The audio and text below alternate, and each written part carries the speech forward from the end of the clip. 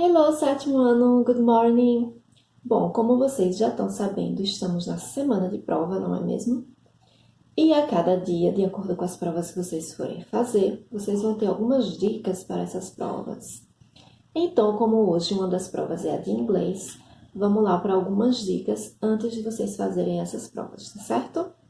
Bom, primeira dica de todas, pode parecer até um pouco bobo, mas é muito importante para vocês, principalmente para quem estiver nervoso. A dica é: respire e relaxe antes de fazer a prova. Sabe por quê? A prova está bem parecida com todos aqueles exercícios que a gente fez nas últimas semanas, tanto na aula, como também aquela revisão que a gente fez semana passada da folhinha. Então, vocês já praticaram bastante todos esses assuntos. Então, não precisa estar nervoso, tá certo? E eu acredito que vocês entenderam todos os assuntos direitinho. Até porque vocês tiraram várias dúvidas durante as aulas. Então, todo mundo pronto para fazer a prova, só precisa ficar calmo, tá certo? Bom, vamos lá para a segunda dica de hoje. A dica agora é sobre o primeiro assuntinho de vocês da prova, que é sobre as horas. Lembram que eu falei que tem vários tipos de falar as horas? E, inclusive, eu coloquei todos esses tipos, todas essas formas de falar as horas na revisão da semana passada. Mas eu sei que é muita coisa para vocês lembrarem, não é mesmo? Então, dica de ouro para a prova, prestem atenção.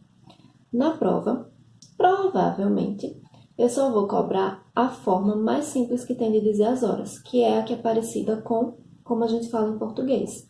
Por exemplo, 10h15, 9h40, 8h50. Lembram disso? Vocês só precisam lembrar mesmo dos números, como são os números para falar determinada hora, tá certo? Já aquela forminha de falar a hora, que é com past, after e to, que é aquela forma que fala assim: 20 minutos depois das 2, 20 minutos passado das 2, 10 para as 3. Não se preocupem com isso, que não vai cair na prova, tá certo? A gente já treinou um pouquinho isso nos exercícios, mas não precisam se preocupar com isso para a prova, que na prova vai estar mais simples, tá certo? Agora, uma coisa que eu sei que vocês sabem e que provavelmente vai ter na prova é aquela forminha de dizer que a hora está fechadinha, que a hora é em ponto. Por exemplo, 1 hora em ponto, vocês lembram como é, não é? Que a gente usa com o'clock no finalzinho. Então, isso é importante vocês lembrarem. E outra coisa importante também de lembrar são aquelas forminhas que a gente diz meio-dia e meia-noite, tá certo? Tudo isso tem lá no livro para vocês, na página 64, tá certo? Vamos agora para as dicas do próximo assunto, que são os advérbios de frequência. Ele a gente viu rapidinho nas aulas e também nos exercícios, mas o que eu quero que vocês lembrem é exatamente como a gente praticou na semana passada no exercício. Como é que a gente usa ele de acordo com o tipo de advérbio, se é uma palavrinha só, como sempre, nunca, frequentemente, geralmente, que são aquelas palavrinhas que vêm no meio da minha oração, entre o sujeito e o verbo. Ou se são aquelas expressõezinhas que aparecem lá no finalzinho da minha oração. Como assim, teacher? 2 vezes por semana, 1 vez por mês, 3 vezes por ano. Lembram aquelas expressõezinhas que vêm no finalzinho da minha oração? Bom, o que eu quero que vocês lembrem é isso. Quando a gente usa no meio da oração e quando a gente usa no finalzinho, tá certo? De acordo com o tipo de advérbio que a gente está usando. Terceira dica do terceiro assunto, artigos indefinidos. Esse eu acho que foi o melhor assunto para vocês, não é? Ele é bem facilzinho e bem curtinho. Na verdade, é lembrar quando a gente usa o e quando a gente usa o an. E para substantivos, que tem o som, o início do som de consoante. E o an para substantivos que começam com som de vogal. E lembrando que a gente usa e an quando os substantivos estão no singular. Se o substantivo aparecer no plural, a gente não usa nenhum dos dois. Mas uma diquinha para a prova é: só vou trabalhar com substantivos no singular, tá certo?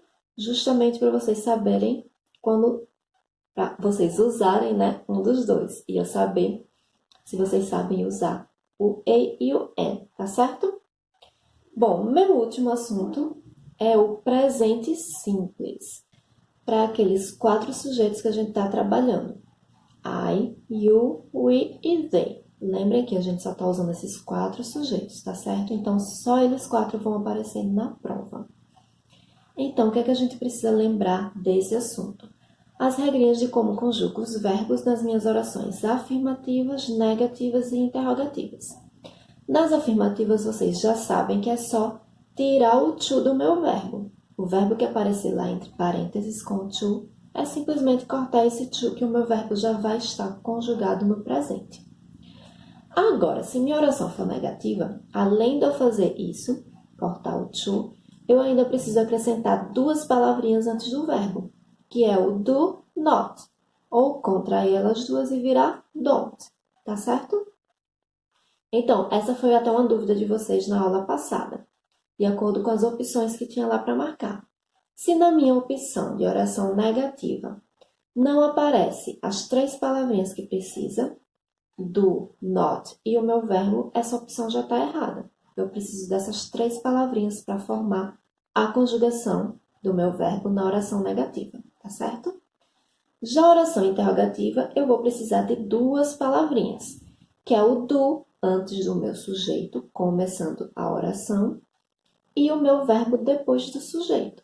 Então, vai estar assim, o do, o sujeito no meio e o verbo conjugado, que é o verbo sem o to, tá certo? E lembrando que todas essas regrinhas de presente simples estão resumidinhas e até com alguns exemplos lá na tela que eu coloquei no vídeo da semana passada. Então, para quem não viu, corra lá no vídeo da semana passada e coloque no finalzinho do vídeo, que aí tem uma telinha lá com todas as regras do presente simples. E aí vai ficar mais fácil para vocês visualizarem tudo junto e até ver as diferenças de cada tipo de oração, tá certo? Bom, essas foram as dicas para as provas. Eu espero que vocês estejam bem, estejam calmos para fazer a prova e eu confio que vocês já estão sabendo o assunto e vão fazer uma boa prova, tá certo? Então, boa sorte e a gente se vê semana que vem. Bye, bye!